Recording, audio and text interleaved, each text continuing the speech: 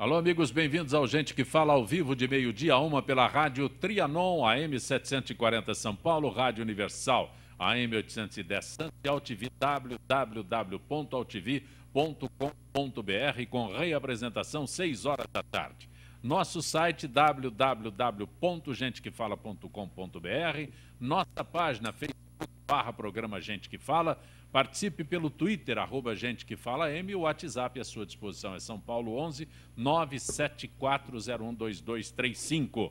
Telefone do ouvinte à sua disposição. É o 11 também São Paulo 505-26622.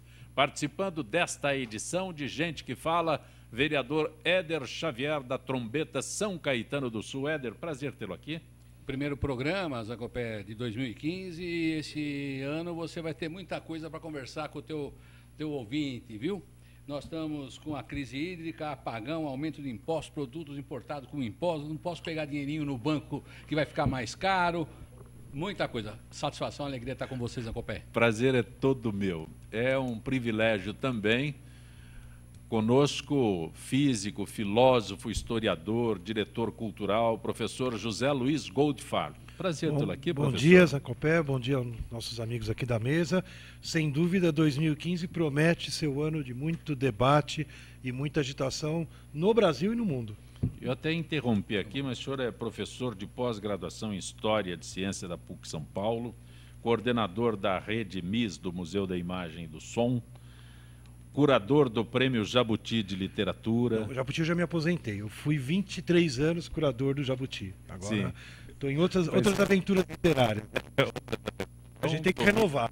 É um currículo maravilhoso, né? Mas há pouco agora eu assumi a coordenação e, de fato, a gente tem um programa, queria até, já fazendo uma nossa merchan aqui, né? A gente tem um programa de História da Ciência, mestrado e doutorado, estrito sensu, muito bacana, porque atrai, isso é bom para você, atrai muito jornalista, profissional liberal, dentista, advogado, músico, que já chegou num certo momento da vida e resolve que tem que reciclar o seu conhecimento, e a gente oferece então essa pós-graduação em História da Ciência, tendo uma abordagem muito ampla para os caminhos que a gente vem seguindo com a tecnologia, com a ciência, ao longo do século XX e século XXI.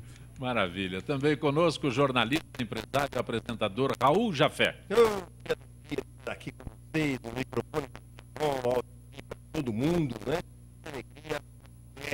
Minha querida Zenilda, nosso mestre Fausto Camunha, toda essa equipe maravilhosa, carinhosamente. Bom dia, boa tarde, boa noite, com que parte do mundo que você estiver. Um detalhe só, você já liberou São Pedro?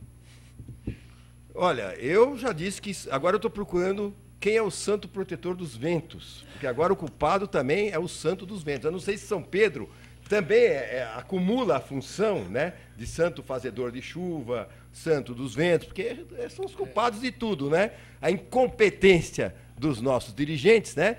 E a culpa recai sobre o bom velhinho, coitado. Escritor, produtor cultural Gessé Andarilho, que é autor do livro Fiel e presidente do Centro Revolucionário de Inovação e Arte, CRIA. Gessé, bom tê-lo aqui, Gessé. Opa, muito bom estar aqui também. Gente que fala, gente que anda, né? Gessé Andarilho, tudo a ver com o programa. Tudo, né? Tudo a ver. Fala, escreve. Esse aqui é o livro dele, hein? Maravilha, vamos abordar o livro. Você escreveu esse livro no metrô? Dentro do trem, de casa para o trabalho, de trabalho para casa.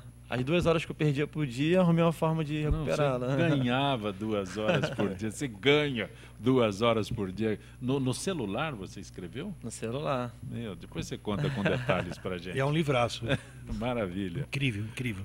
Um apagão atingiu 10 estados do país, além do Distrito Federal. Em nota divulgada horas após o incidente, o governo diz que ele foi causado por uma combinação de alto consumo, uma falha no sistema de transmissão de energia. Em São Paulo, passageiros do metrô chegaram a ficar 50 minutos em um trem com o ar-condicionado desligado. Muitos desceram do vagão e caminharam pelos túneis entre as estações. Começo com quem que acompanhou tudo isso? O Éder, o Jafé, o professor. Professor que nos explicar esses fenômenos, talvez, né, físicos. Bom, a gente está... Fenômenos Sim. ou incompetências? Incompetências, mas os fenômenos físicos. O fenômeno aqui, eu acho que dá para a gente entender sem muita elaboração teórica, né? O que está acontecendo é que, por causa do calor, né, que a gente está vivendo quase no Brasil inteiro, tá muito, aqui mesmo, nós estamos aqui, extremamente agradável, não tá? O Gessé que veio do Rio aqui não está Rio 40 graus, aqui deve estar uns 20 e poucos graus. Para a gente estar aqui dentro a 20 e poucos graus, é muita energia que está sendo consumida para manter esse estúdio maravilhoso, com tanta luz. 22 graus. 22 graus. Então, e lá fora, né, estamos chegando 36. aos 40 graus. Então, essa diferença, quem está proporcionando, né, são uns bichos que eu até brinco, né, parece os anjos do mundo de hoje, né, que fazem tudo, né, são os elétrons, né, é uma energia elétrica que está sendo produzida no Brasil inteiro. A gente tem um sistema, esse é o operador nacional bandido, parece um homem, né, quem é esse homem? Não é, né, na verdade é uma equipe que analisou ontem à tarde que se não houvesse aquela redução, o sistema ia colapsar. Então, o que a gente vai ter? A gente vai ter realmente uma fase difícil, porque cada vez que o sistema se aproxima... O que quer dizer colapsar, gente?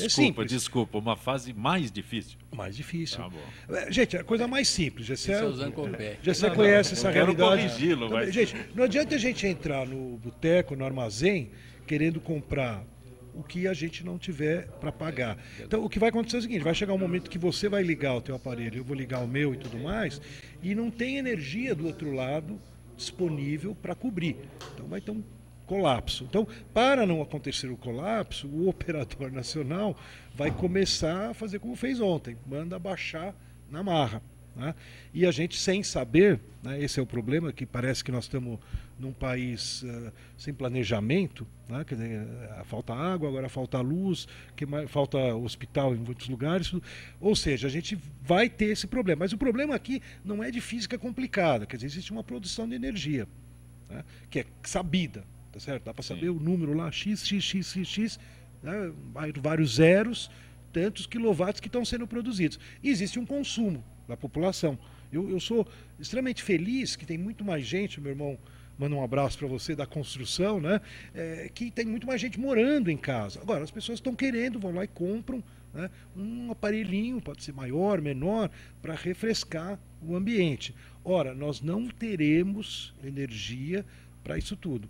Então, isso que eu falo, o Brasil precisa, a gente pode aprofundar ou não aqui, não sei se é o tema, né? A gente precisa de um planejamento estratégico. Infelizmente, eu não vou colocar cor de partidos, vereador. Não importa se é mais vermelho, mais amarelo, mais azul. O que eu sinto é que, de fato, há muito tempo não há um planejamento. Os países planejam as coisas 10 anos, 15 anos. Não é só gestão de um governo. Se nós vamos precisar de energia para essa população poder viver e viver bem, como você falou, o pessoal do metrô reclamou que caiu o ar, né? Então, o ar vai se tornar, pelas condições climáticas, que é um outro assunto, né? Vai se tornar... E cada vez que chegar o verão, gente, é ano atrás de ano. Professor, o senhor está falando nisso, já vão cobrar imposto sobre o ar, hein? Não Olha, tem essa ideia. Não é imposto sobre o ar, mas você vê a água. Eu nasci no Brasil e tenho lá meus parentes tal, que vivem em Israel. Quando eu ia para lá, eu falava, deixa que eu lavo a louça. Daí a hora que, primeiro dia que minha tia me viu lavando a louça, ela falou, eu vou te falar uma coisa, você ajuda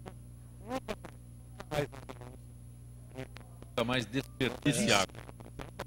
O modo que eu lavo a louça, lavo os dentes, que a gente toma banho, que a gente lava o carro, que a gente lava a calçada, vai ter uma mudança de comportamento na sociedade que vai depender de todos nós. Não adianta falar só. Isso não é só o governo. Mudança de comportamento, isso os americanos não, a gente falam, cobra do governo, a gente cobra do governo, mas a gente se esquece do nosso comportamento, da nossa alteração de comportamento. Exatamente. Mudança de comportamento, eu e o Gessé aqui batalhamos, agora ele virou parceiro, né, pela lei para conversar sobre esse tema. Considera que sem leitura a gente vai estar sempre derrapando. O gigante nunca acorda, porque cresce a economia, depois cai, cresce, cai, mas sem leitura, enraizamento de valores, de cultura, de perspectiva, a gente sempre volta para 500 anos atrás. Toda hora a gente fala isso, né? O Brasil vai e volta.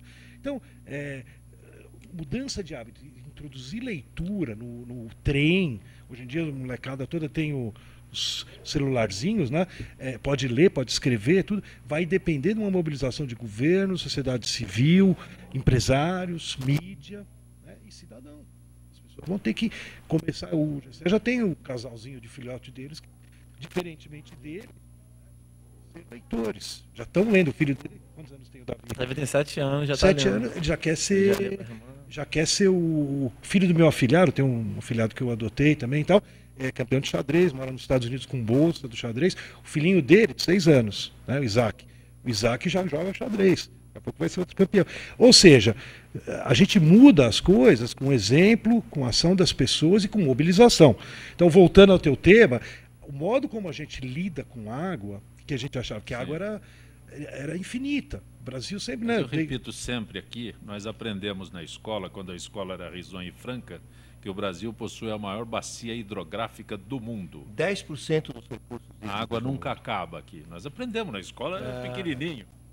Isso nos foi ensinado o tempo todo. A água nunca acabará no Brasil. Estou correto?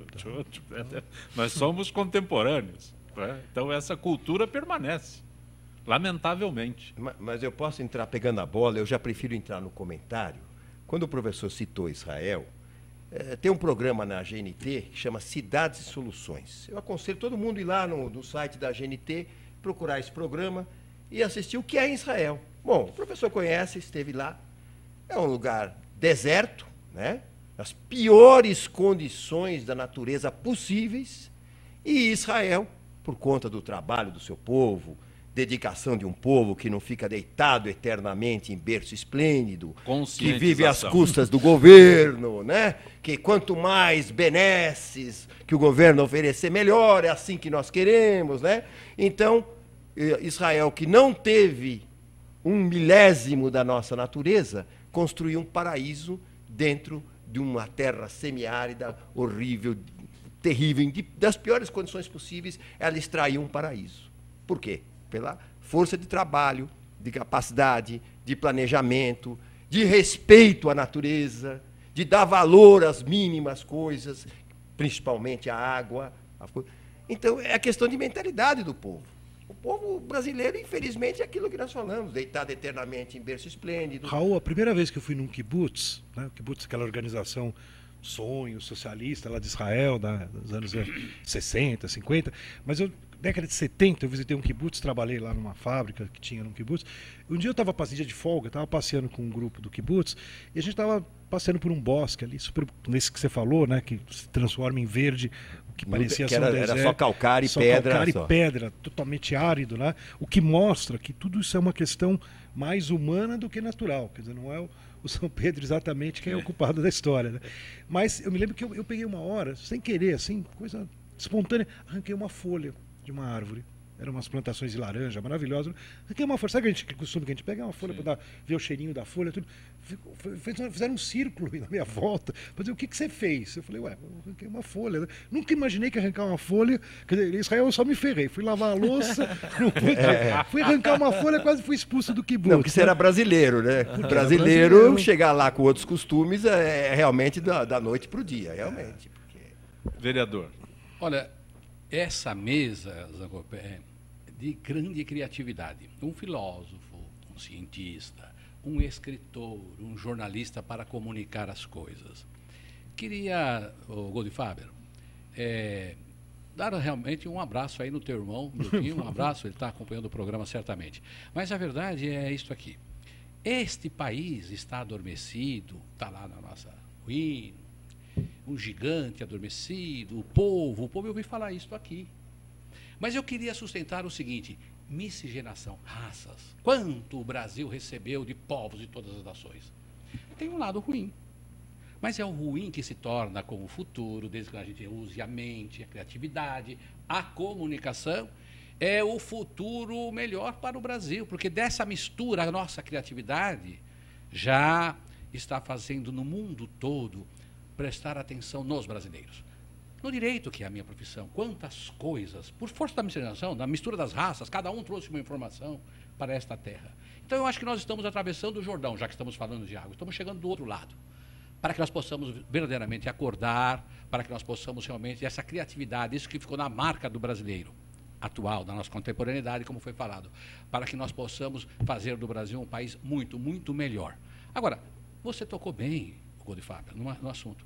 Esses problemas, a água não ia acabar, não sei o que ia acontecer, essa questão o aquífero Guarani, Tem a conversa do aquífero Guarani, que está embaixo da terra do Brasil, que é a maior reserva de água do planeta, água boa. Assim por diante, o cientista deve... Agora, os problemas estão acontecendo e o grave, além da incompetência dos governos, de pensar isso, porque veio aqui uma senhora aqui no Brasil, a convite, acho que do governo do estado, pela informação que eu tenho aqui, ela é da Universidade de Stanford, na Califórnia, e ela é de um centro de análise, estudo, Walter West dos Estados Unidos aí, para pesquisar, e ela reprovou tudo que o governo fez até agora, nos últimos 20, 30 anos. Então, foi convidada, ela chegou aqui, ele desceu uma linha e tudo. Então, é o seguinte, o que eu percebo é a falta... Por isso que ninguém soube que ela está aqui. Eu consegui isso, não fez nenhum elogio. Zancopé, olha essa mulher aí, ó, corta tudo. A Folha de São Paulo entrevistou a moça. Como você avalia a situação atual do sistema de água? Eu estava informado sobre os problemas de abastecimento ao viajar. Quando cheguei em São Paulo, me surpreendi a descobrir que há um rio Tietê correndo no meio da cidade e não arruma água para a gente poder usar. Como você compararia com Califórnia e São Paulo? Olha, aqui não fizeram nada nos últimos anos. Ela detonou tudo o que aconteceu nos últimos anos. O pior, aqui. vereador, eu estava lembrando, quando você estava falando, eu me formei em física nos anos 70. E naquela época, ainda estávamos na ditadura. Mas, pera um pouquinho, deixa eu te falar uma coisa aqui, que é importante, eu jamais estou imaginando o que você vai falar. A Sabesp também tem reduzido a pressão de água durante a noite, reduzindo o volume entregue às residências. Não fazemos isso na Califórnia, não achamos que é uma boa ideia. A redução da água da pressão aumenta o risco da contaminação. Desculpe, só para você ver. Olha o que essa moça falou aqui, você que estuda isso. Não, e olha a responsabilidade, irresponsabilidade de contaminar as pessoas do jeito como eles estão fazendo. Então, mas eu estava lembrando uma coisa triste, né? Nos anos 70, quando eu era estudante de física lá na USP, tinha um debate que o Brasil, quando os militares estavam no poder, eles fizeram um acordo com a Alemanha para transferir uma tecnologia nuclear, né, para produzir energia através da termonuclear. E havia um debate, a gente precisa, a gente não precisa, esse acordo é bom, ele é ruim, porque ele transfere tecnologia ou não. O conceito era que já se ia montar a bomba atômica. Não. Na verdade, os contrários mas não era só. Passavam por isso. Não, mas deixando essa questão da questão bélica, vamos dizer ele quer dizer o seguinte, que na época, um país que tem os recursos hídricos, que tem tudo isso, não precisa de energia nuclear. Exatamente. O contra-argumento era exatamente esse. Então eu socorro com o advogado Zancopé. É o seguinte, a Argentina chiou naquela oportunidade. Eu sou dessa época. Professor, eu estou... Não, eu digo, mas assim, além do... Não, eu concordo com o Zancopé que tinha o problema a argumentação, de que poderia ser interesse. O Brasil estava, na época, também desenvolvendo o projeto para um submarino, daí sim militar, nuclear e tal. Então, eu concordo contigo. Além do problema da questão da energia nuclear ser ou não para uso pacífico, que é um big problema no planeta, havia esse argumento que ele lembrou, Raul, que como a gente tinha um Brasil praticamente com os rios atravessando de norte a sul, isso nós estamos nos anos 70, antes de Itaipu, estavam fazendo Itaipu, antes eu trabalhei num projeto de leitura no Tocantins, né, com uma empresa de Portugal, Energias de Portugal, né, que era uma EDP, que incentivava a leitura, para você ver que é engraçado. Então, eles iam lá, faziam uma hidrelétrica, as cidades sofriam muito com isso, por causa da questão ambiental, mas depois eles bancavam um projeto para incentivar biblioteca e leitura lá no Tocantins. Fica lendo e não enche o saco. Fica lendo e não enche o saco. Eu vi muita hidrelétrica, foi feita nos anos 80, 90, tudo. Então, de fato, isso que eu falo, houve talvez uma ilusão de que também os recursos hídricos eram infinitos e que a gente não precisava ter outras formas de energia, isso que eu te falo, não é verdade, quer dizer, podem ter períodos, como a gente está já há mais de uma década que a gente está com esse problema de falta seca, né? Então, eu acho que também até nisso a gente falhou, quer dizer, de acreditar que se a gente construísse hidrelétrica uma atrás da outra, a gente teria a solução, né? Agora, eu falo assim, independente da solução que vai ter que sair, em termos de produção de energia, o uso mais contido e consciente vai ser fatal. Conscientização do brasileiro, eu digo o seguinte, necessário. Cidadania. São Paulo recebe o maior número de raios do mundo, né? Para nenhum lugar do mundo cai tanto raio como cai aqui em São Paulo. Se fosse lá em Israel, eles já iam aproveitar como capitalizar esse raio para a energia naquele momento, para suprir, alguma coisa já iam fazer. Então nós sempre tivemos vantagens em tudo, porque Deus nos deu a natureza, nos entregou. O Brasil, lógico, se dedicou ao que ele melhor tinha. Então as nossas usinas são todas dependentes da água, né, hidrelétricas. Perfeito. As termoelétricas a gente quase não somos obrigados a usar agora para suprir a hidrelétrica. Quer dizer, então veja que o negócio foi muito mal planejado ao longo dos anos. Daqui a pouco a gente vai conversar com o Gessé Andarilho, autor de livro, tudo mais, do trabalho que ele representa, mas eu quero aproveitar a presença do vereador Éder Xavier, da Trombeta, prestou contas à população de São Caetano, tudo mais, né, do seu trabalho. Está sem partido ainda, vereador? Estou sem partido ainda, esperando você indicar o partido certo para mim, Zé Eu não Copé. sou o indicado para indicar essa situação, mas como é que pode estar sem partido? Não impede uma... Não, a legislação não tem nenhum proibitivo nesse sentido. E o teu partido O anterior partido não questiona? anterior, nós saímos do partido, não foi questionado, os prazos, tal, havia motivos jurídicos fundamentados para que eu deixasse o partido. E com relação à tua prestação de contas em nós fizemos, São Caetano? Depois de 2 anos, é o primeiro mandato, depois do primeiros 2 anos, essa metade do mandato, nós fizemos lá a prestação de contas e entre várias coisas que nós atuamos, eu digo, o Zé Copé aqui, o seguinte, nós conseguimos que aprovasse a lei, foi um trabalho árduo, uma luta intensa com a Tribuna Livre.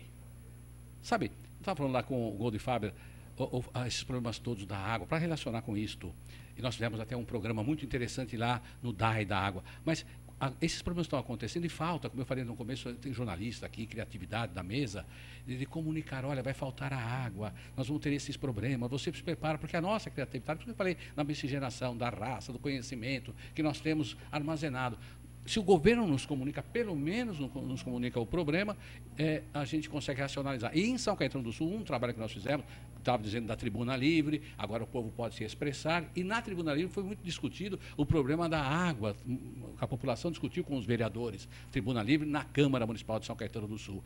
E aí foi implementado lá um programa que tinha lá um sorteio de um automóvel para quem reduzisse, tem a patrulha do DAI para verificar aquele que estava lavando água, etc, etc. Nós conseguimos reduzir em 17% em São Caetano o consumo de água. Lá existe uma autarquia que compra a água da Sabesp e repassa e cobra dos moradores da população sul-sancaetanense. Então, você vê que quando nós informamos, eu estou trazendo aqui algo prático e objetivo que aconteceu na cidade de São Caetano do Sul, cidade maior IDH do Brasil. Então, é isso, nós tivemos isto. Fizemos lá conscientização que esse IDH é elevado.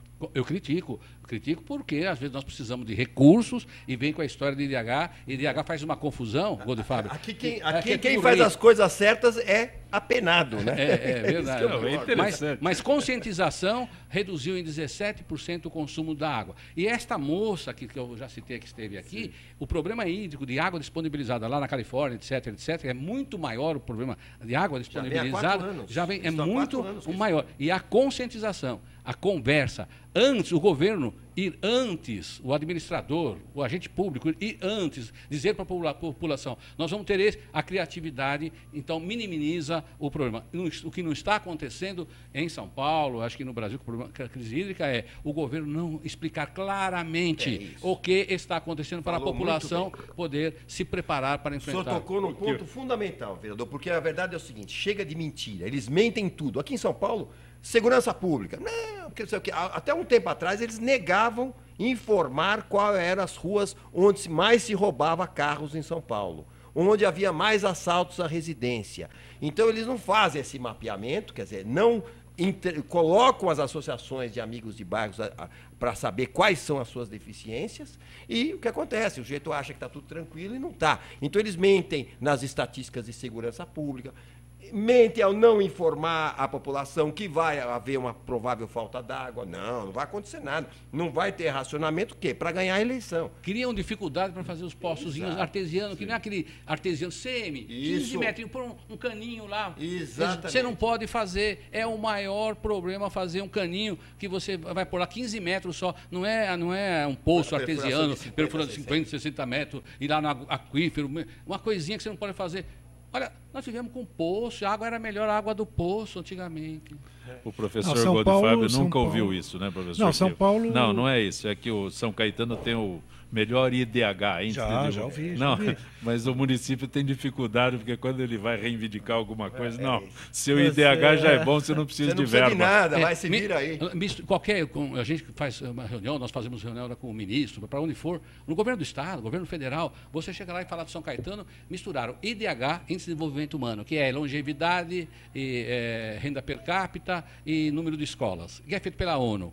Então, é o maior. Tanto que o segundo maior IDH, sem nenhum desprezo, é a Águas de São Pedro, que tem 3 km² e 2 hotéis. Quer dizer, então esse IDH ficou na mente assim, é tudo rico em São Caetano. E nós temos problema de toda hora, como toda a cidade. Então chega lá, o ministro fala assim para a gente, ou você veio trazer algum dinheiro para nós? É um absurdo. É o inverso, professor. Desculpe, eu interrompi. Nossa, são muitas coisas boas. Muita coisa. Não, eu primeiro assim, eu não sabia desse problema de captação de recursos por fato de ter um IDH por isso que eu alto. Mas eu vou dizer para o senhor também, eu não vou dar todos os detalhes, mas eu acompanho também aqui em São Paulo, faço consultoria para vários projetos culturais. Às vezes, alguma instituição que está indo melhor do que as outras na área cultural também acaba, às vezes, recebendo menos recursos, porque você fala, você se vira, porque você agora tem muita visibilidade. Então, mas também, eu vou dizer uma coisa, não sei, é uma questão de gestão pública. Né? Eu sigo muito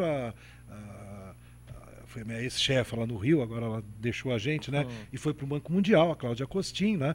Que é uma pessoa formada em gestão pública e que trabalha muito na educação. Né? E ela está no Banco Mundial, uma diretoria nova, Orgulho para o Brasil, tinha candidatos do mundo inteiro e ganhou a secretária da Educação da cidade que faz aniversário. Aí hoje não é aniversário, hoje é o santo, né? São Sebastião. Lá no o mundo reconhecendo a capacidade da miscigenação e da raça brasileira. Sem dúvida. Esse é um outro ponto que eu falei. Tem tanta coisa para comentar que eu achei maravilhoso que o senhor colocou. Mas só para fechar, eu acho o seguinte, quer dizer, de fato, o IDH, pode ser que no caso de São Caetano e de Águas de São Pedro, não sabia de Águas de São Pedro, São Caetano eu já suspeitaria. Mas ela não tem 2 hotéis e uma rua.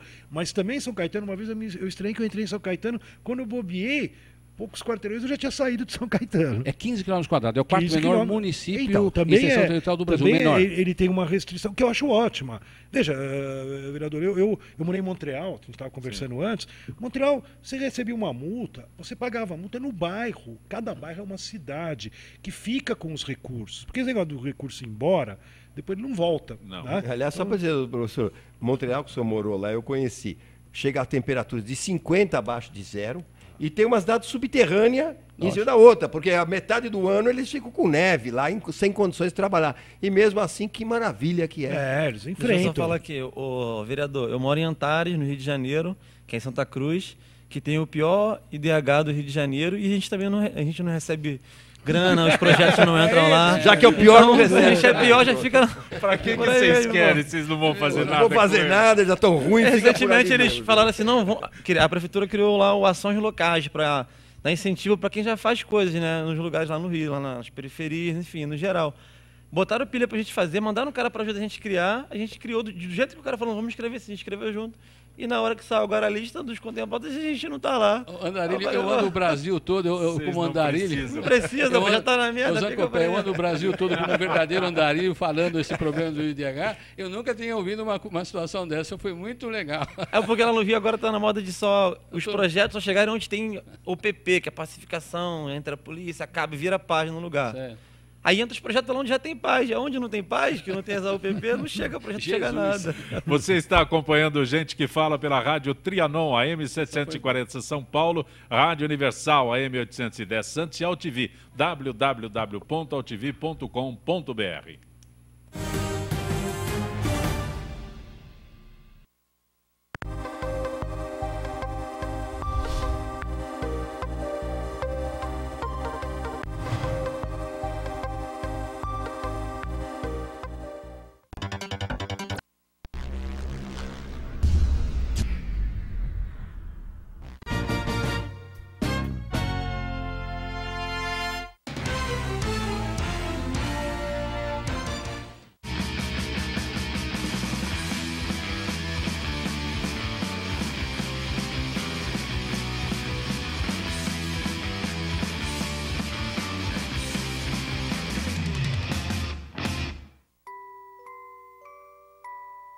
As nossas recordações são os nossos maiores tesouros.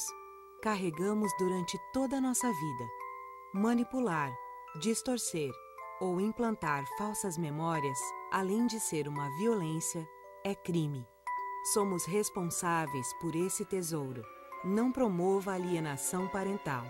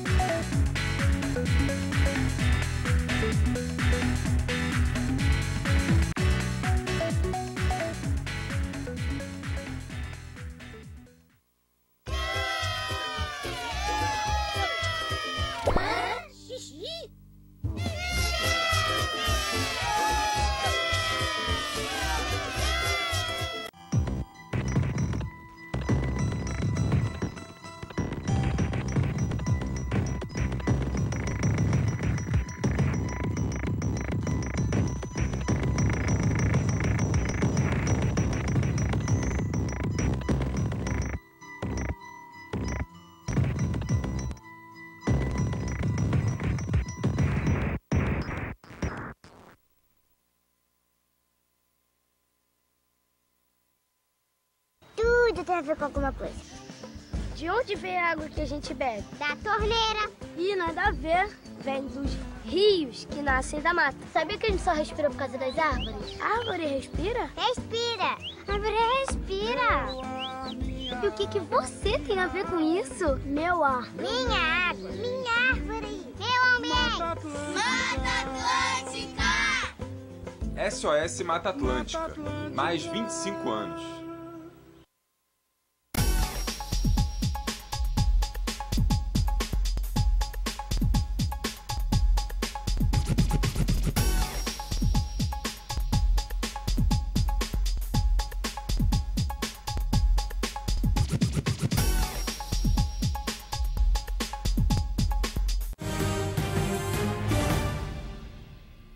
Você está acompanhando Gente que Fala pela Rádio Trianon, AM 740 São Paulo, Rádio Universal, AM 810 Santo e AltV, www.altv.com.br, com reapresentação 6 horas da tarde. Nosso contato agora com Gisele Souza, que é do setor de eventos da FIPESP. Gisele, boa tarde, Gisele. Boa tarde, Zancopé. Boa tarde aos debatedores e aos ouvintes do Gente que Fala. Vamos falar sobre a Associação dos Funcionários Públicos do Estado de São Paulo, que através da sua Coordenadoria de Esportes, deu início ao calendário de eventos desportivos. Em 17 de janeiro, o Clube de Campo e Náutica de Guarapiranga, em São Paulo, o 9º Verão Guarafipesp, que traz uma programação para os próximos 7 finais de semana. O objetivo principal da FIPESP com esse evento: estimular hábitos saudáveis por meio de exercícios físicos e atividades afins para os seus associados. Segundo informações, Gisele, a abertura das festividades contou com a participação de cerca de 7.000 pessoas, é isso? É isso mesmo, Zancopé. Talvez um pouco mais, um pouco menos, mas a maioria dos associados que frequentam o Clube de Guarapiranga é constante, muitos moram por ali mesmo ao entorno. Com o início do evento Guarafipesp, que vem recheado de novidades, todos querem participar. É uma grande festa. E o evento é no sábado e domingo? Neste ano, diferente dos outros, o evento está sendo aos sábados e domingos. Isso porque a Coordenadoria de Esportes recebeu o apoio da Coordenadoria das Unidades de Lazer, que colocou os profissionais do clube para auxiliar nas atividades. E quais tipos de atividades na programação desses eventos? Com esse imenso calor, não poderíamos deixar de iniciar as atividades já na piscina. Com aulas de hidroginástica, tanto aos sábados quanto aos domingos, mas com apenas 2 aulas por dia. Também teremos brincadeiras como gincanas, recreações para crianças e adultos e brinquedos diversos. Como em todos os anos, neste também vamos sortear brindes, kit sacola ecológica com squeeze e camiseta. E para o dia 25 de janeiro, teremos um show com a banda Ativa Som em comemoração aos 461 anos da cidade de São Paulo. E no dia 14 de fevereiro, sábado de carnaval, teremos novo show com a banda Ativação. Gisele, até quando segue essa 9ª programação Guarafipesp? Sábados e domingos, 24, 25 e 31 de janeiro. E sábados e domingos, 7, 8, 14, 21, 22 e 28 de fevereiro. E também 2 dias de carnaval, 16 e 17 de fevereiro. O encerramento será no dia 1º de março. Agradeço a tua gentileza, Gisele Souza, participando conosco e informando aos associados da FIPESP, Associação dos Funcionários Públicos do Estado de São Paulo. Grato, Gisele. Obrigada, Zancopel. Uma boa tarde a todos.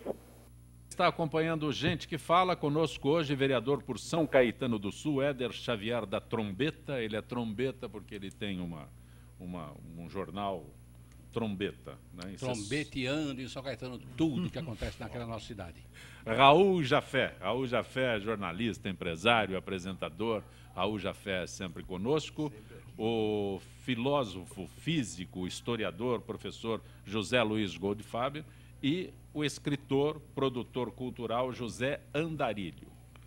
Só para dar um beijo aqui no ar, acabou de entrar aqui, está nos assistindo, a minha norinha, a Mara, lá em St. Louis, a menos 10, menos 15, não tem o nosso problema, está gostando muito da imagem. Que maravilha. Um abraço a ela, grato. Gessé, vamos falar de você, Gessé. Você nasceu onde? Antares, você citou. Onde fica Antares? Fica lá no fundinho do Rio de Janeiro, em Santa Cruz, que é o último bairro do Rio, que já logo depois já vem outro município de Itaguaí. E como é que você se tornou escritor? Então, na verdade, eu nem gostava de ler, de escrever. Eu repeti a 7ª série 5 vezes. Insistente.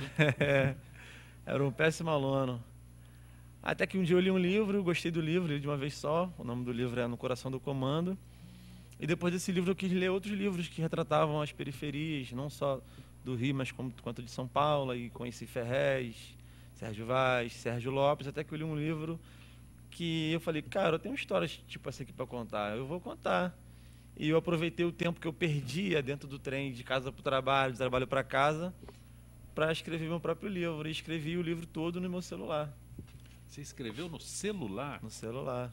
Nossa, é um livro bem consistente para escrever no celular, professor, um negócio maravilhoso. Então, o Gessé, o vereador já falou do aspecto que eu acho maravilhoso, daí veio a minha família, nossos antepassados, né? Dessa capacidade que o Brasil teve nesse ponto, as contradições da vida, né? Nesse ponto nós estamos lá na frente. Por incrível que pareça, né? Sim. Montreal, onde eu morava, é uma cidade maravilhosa, mas cada um no seu bairro. Cada um no seu quadrado. Latino no seu quadrado, polonês no seu quadrado, judeu no seu quadrado, árabe no seu quadrado. A cidade é maravilhosa, nós falamos várias coisas boas aí na política e na cidadania, mas a questão da miscigenação e da integração é pequenininha, como no resto do mundo, aí do primeiro mundão, a gente está vendo até os problemas da Europa. Agora, o Gessé me parece, né? Eu tenho essa esperança. Ele já é uma segunda fase de inclusão no Brasil. O Brasil já foi inclusivo ao receber, meu avô que falava para mim, Brasil, né, não tem igual. Né? Em termos dessa abertura, ele ia no boteco com o dono Ézio, que era libanês, né? Meu avô polonês, judeu. Então, eles eram irmãos. Meu avô morreu na mão dele, por acaso. Ele foi o primeiro a sacudir e tentar dar o remédio. Não deu sorte, mas foi na mão do árabe que ele morreu, né? Mostrando a que ponto nós chegamos, né? Da integração.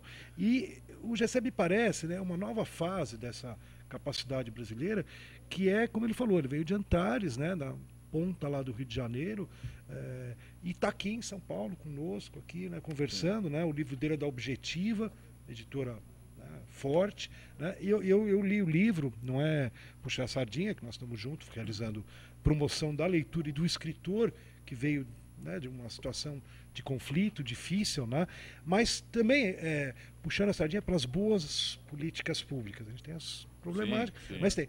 No Rio de Janeiro, nós estamos no 6º ano, né, de um programa, São Paulo não tem, tá? Eu sou paulistano, mas falo, né? Eu estou lá no Rio trabalhando lá que eu conheci o Gessé, que é Rio, uma cidade de leitores, programa com a Cláudia Costin, com o apoio do Eduardo Paz e, né, de toda a turma lá do Rio, introduziu nas escolas procurando apoiar ações que levem a garotada a ler e escrever.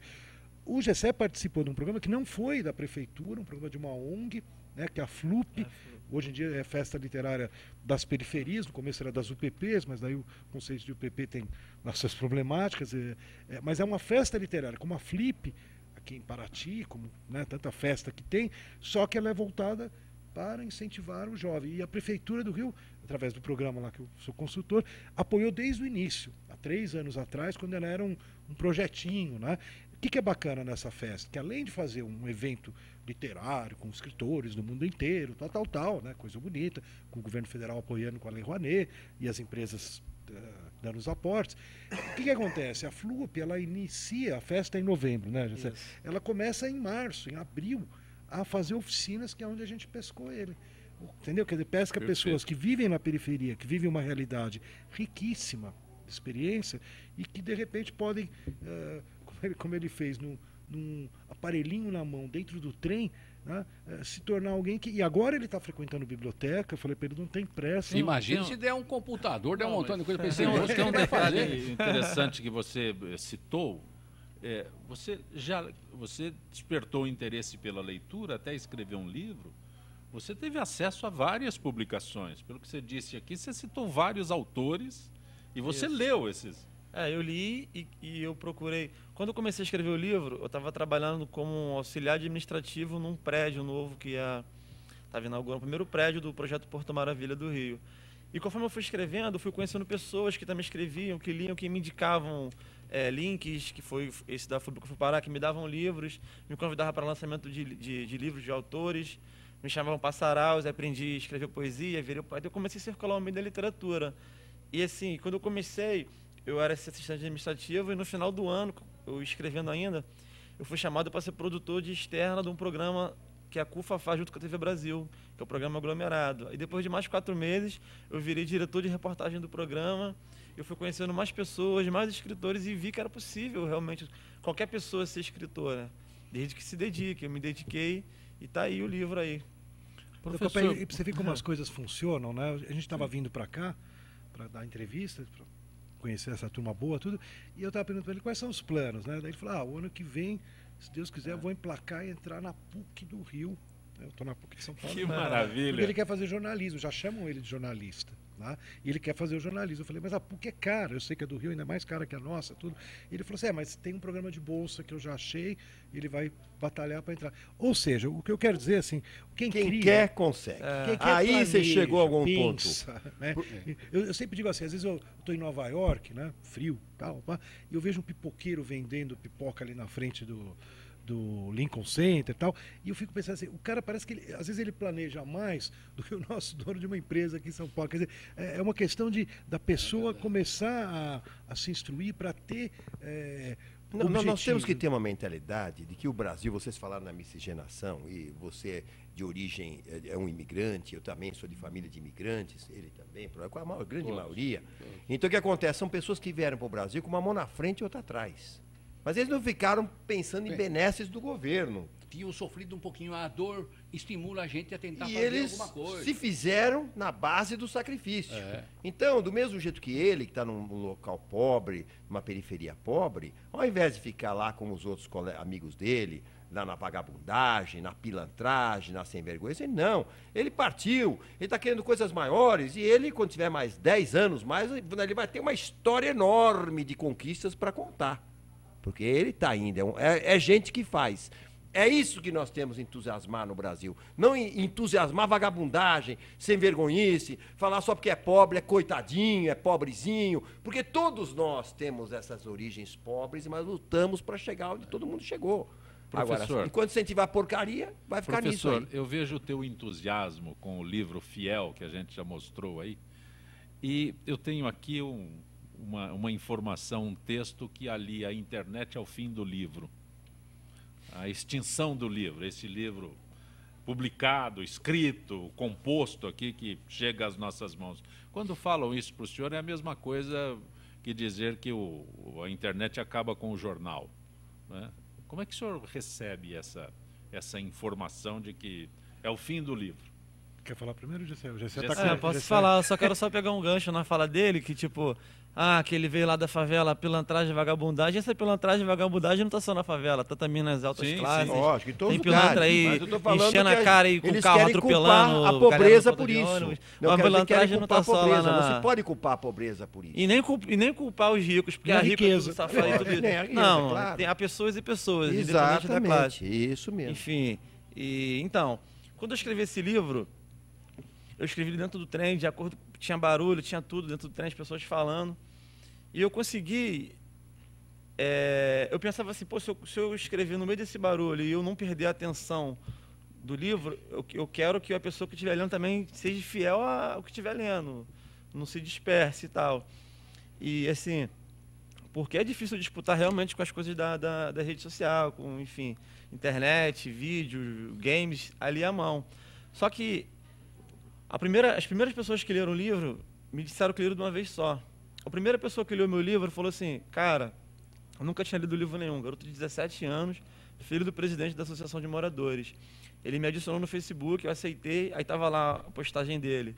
Nunca tinha lido livro nenhum, li esse de uma vez só, me amarrei, me indica outro livro. Então, quer dizer, é como vocês estavam falando mais cedo, do apagão, vai ter um momento de apagão. O livro não, pode ter apagão, pode ter, que a gente vai dar um jeito de ler, entendeu? Então eu acho que a gente nunca vai perder o... Então, olha, o que está acontecendo é uma transformação. Eu concordo contigo. Quer dizer, você, não sei se você percebeu, você no início do programa, até achei engraçado, você perdeu alguns segundos, bons segundos, dando o arroba, não sei das quantas, o www. Ou seja, você como jornalista, aqui o programa... a emissora, tudo, está preocupada em conseguir também ganhar espaço no mundo digital. Você liga hoje em dia um grande Tua canal nora está nos acompanhando onde? Em Santo Luís. Está gostando, ela acabou de mandar uma mensagem, daqui a pouco eu... Eita, estão mandando bem, viu? Gessé argumentando legal. Ela tá comentando. Eu quando acabou... Como é o nome da moça aí? É Mara. Ô Mara, eu também tô bem, Mara.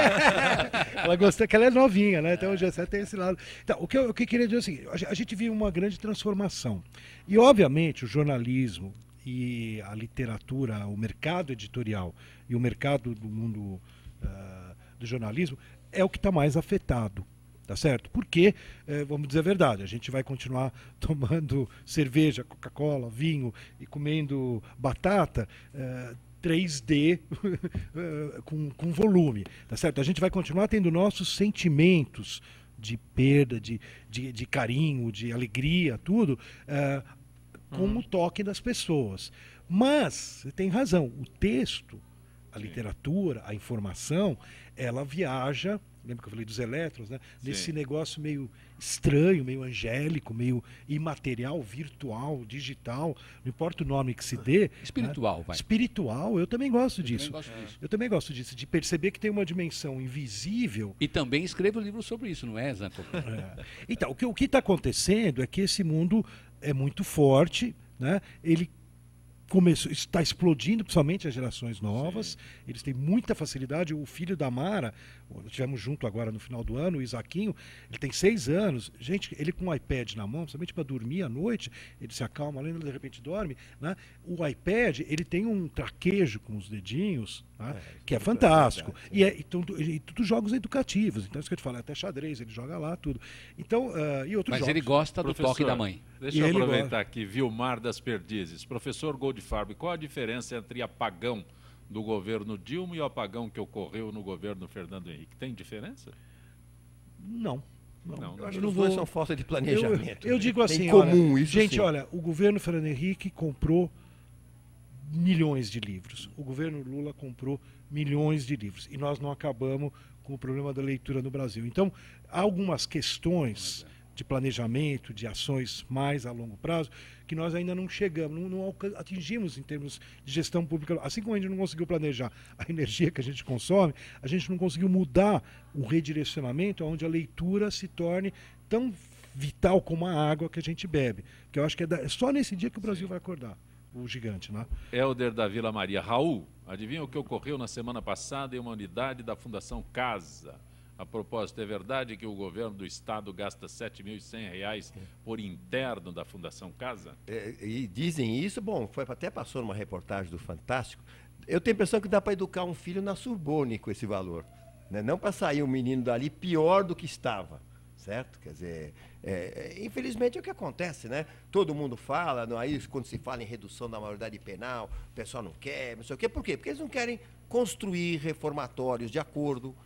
Desde o regime militar que se fala, não, que nós temos que melhorar a condição das nossas cadeias. Mas nada disso é feito, continua a cadeia, um verdadeiro depósito de presos, as FEBEMs em péssimas condições, que agora são chamadas Fundação Casa, então ninguém educa ninguém. Por que mudou o nome se todo mundo tem que dizer Antiga FEBEM? Antiga Fundação FEBEM. Casa, Antiga FEBEM. Por que mudou o nome? É verdade. A verdade é que tem tido menos rebeliões nos últimos tempos. Eu, pelo menos, tenho sentido menos rebeliões. Até porque, isso que eu falo, não é para puxar a sardinha, mas nos anos de 2004 a 2000 e pouco, 2006, 2007, nós tivemos um programa do governo do estado de São Paulo, depois não deu continuidade, infelizmente, mas durou um período, que era São Paulo um estado de eleitores, não era uma cidade, era um estado.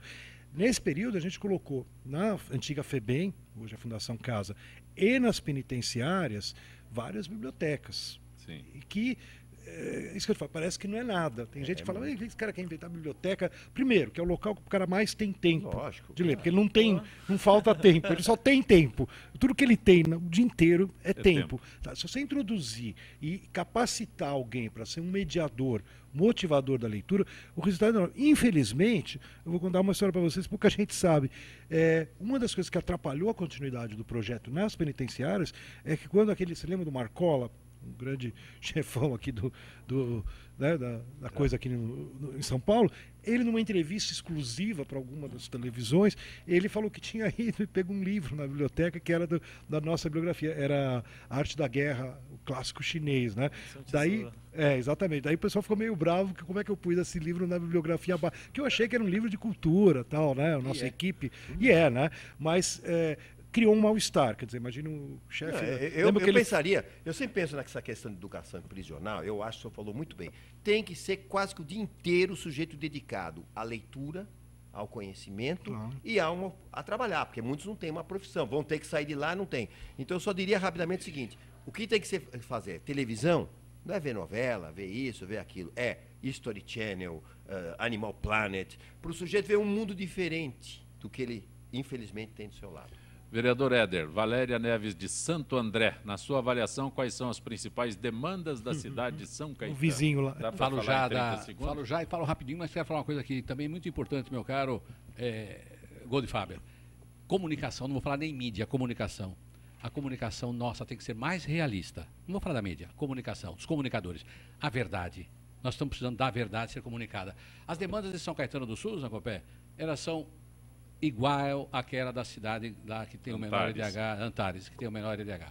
É igual mesmo. Agora, o grande problema é esse aspecto dicotômico entre uma cidade que se diz rica, a administração diz que é rica, e as necessidades. Então fica um encontro muito violento entre somos os administradores, aqui é rico, é a administração mais rica do país, e as necessidades do povo. A demanda é a comunicação verdadeira em São Caetano. Essa é a maior demanda, que o poder público de São Caetano, o seu prefeito Paulo Pinheiro, comunique a verdade para o povo de São Caetano do Sul, não querendo desmistificar ou mistificar isto ou aquilo. Uma pergunta para o Gessé, da Estela de Santa Cruz. O preconceito contra o favelado é fator cultural? Na verdade é. Mais uma vez pegando o gancho, eu acho que é bacana, seria bacana o próprio Marcola ler a Arte da Guerra, porque a Arte da Guerra ela consiste em quebrar a resistência do inimigo sem lutar. Se o cara não lutar, já vai ser um grande lucro pra gente, né? Beleza. Enfim, as pessoas falam muito disso, de preconceito e tal, eu sempre burlei o preconceito. Parabéns. A pessoa fala, as pessoas te chamam de escritor da favela, escritor do trem, escritor de marginal, te chamam de escritor isso, escritor aquilo. Falei, enquanto estiver me chamando, tá bom. Não pode parar de me chamar. Professor, tem ainda uma pergunta do Jaime, mas eu quero registrar aqui. Hoje, 3 horas da tarde, das 3 às 5, gravações do programa Nova Estela Ciência em Debate, que você fez referência em instantes aqui no Gente é um programa da TV PUC, do canal universitário, dá para ser assistido na televisão normal, pode ser assistido também no YouTube, depois a gente Sim. coloca lá no canal Nova Estela. No canal universitário. Canal universitário, na televisão, as várias redes aí, tem o canal universitário, que está a USP, Unicamp, Mackenzie, PUC, todas as outras. E a gente grava, desde o ano passado, isso que é bacana aqui em São Paulo, a gente grava com plateia, o Gessé vai estar lá hoje à tarde, temas da tecnologia, da ciência, né, problematizando, né, não apenas exaltando, mas Sim. problematizando, visão sociológica, histórica, política, o conflito com a religião. Ele estava até me perguntando como é que eu também me dedico no Clube Hebraico à questão de manter as nossas raízes, né? E lá, para você ter uma ideia, só para a gente fechar rápido, lá a gente lê, sábado eu vou levar o Gessé para ele conhecer, a gente lê no pergaminho animal, igual antes de Jesus, no tempo de Moisés, no tempo bíblico. Ou seja, só para terminar aquela tua questão, que não deu para a gente fechar, as mídias, os suportes, eles convivem. Entendeu? Como ele falou, quer dizer, o papel vai ter uma importância até porque a gente pode ter problema de eletricidade. E tudo isso aqui é completamente dependente da tomada, né? E hoje é o professor Rogério Rosenfeld que participa, ele recebeu o prêmio Jabuti pelo livro O Cerne da Matéria, né? E também o Gessé, que estará hoje nós vamos pegar dois opostos, que eu acho muito bacana, né? O Gessé que retrata a situação complicada de um jovem, né, o Felipe, né, que ele inventou, e esse jovem tem uma seção em queda junto à droga, junto a uma vida, né, complexa, né, que ele retrata muito bem, melhor que talvez qualquer um de nós poderia retratar, por conhecer melhor. E o Rogério Rosenfeld, que é o oposto, é um físico teórico, que estuda o cerne da matéria, os quarks, aquelas coisas dificílimas, mas que se preocupa, lançou o livro que ganhou o Jabuti ano passado, preocupado em divulgar a ciência para todos. A gravação hoje, 15h, no Museu da Imagem e do Som, na Avenida Europa 158, Jardim Europa. Professor... Hoje em dia é mais conhecido, sabe como é que o pessoal chama o MIS? Você passa ali na frente com o carro, você vai ver hoje lá aquele tumulto que tem lá, onde é o castelo, por causa do Castelo Rá-Tim-Bum, que é a nossa exposição. Agradeço imensamente a tua participação no nosso Gente que Fala. Nem conseguimos abordar diretamente o Twitter, mas maravilhoso. A minha nora falou aqui, a Mara, que ela ficou muito feliz porque o Zaquinho, né, o filho dela, pela primeira vez apareceu na televisão, por causa do exemplo. Um abraço, professor. Grato pela tua gentileza. Gessé, parabéns pelo teu trabalho. E vejo que você incentiva os outros ainda, não apenas a tua atuação, mas o incentivo que você leva até as outras pessoas. Obrigado por ter participado. Eu que agradeço. Vereador Éder, faltou a substituição dos secretários lá em São Caetano, mas o senhor volta para a gente. Eu volto outra hora para falar isso, uma satisfação estar junto com você e dizer para o nosso escritor de que eu comecei escrevendo e agora estou cantando. Você entra lá no Éder Xavier no Facebook, até cantando eu estou. Um abraço, professor. A próxima é ele começar. Vou trazer o senhor para cantar aqui. Raul Jafé, muito bom tê-lo aqui. Muito bom, prazer é todo meu, como sempre. E olha, quem quiser entrar nas nossas discussões lá no Facebook, me procura lá, Raul Jafé. O Raul Emílio Jafé me encontra lá e participa das nossas discussões. Gente que Fala tem na direção-geral jornalista Fausto Camunha, diretora de produção Zenilda Salvato, redação Raela Brandão Pedro Schiavon, na pauta José Carlos Sicarelli, produção cultural Ricardo Godoy, na rádio Trianon, Neildo Neres, Cléo Rodrigues, Ricardo Valim, Benebenê, na direção da AltV, Alberto Luquete, na técnica James Eduardo, Iago Matsumoto, Arthur Endler. Estaremos de volta amanhã, meio-dia. Gratos, até lá.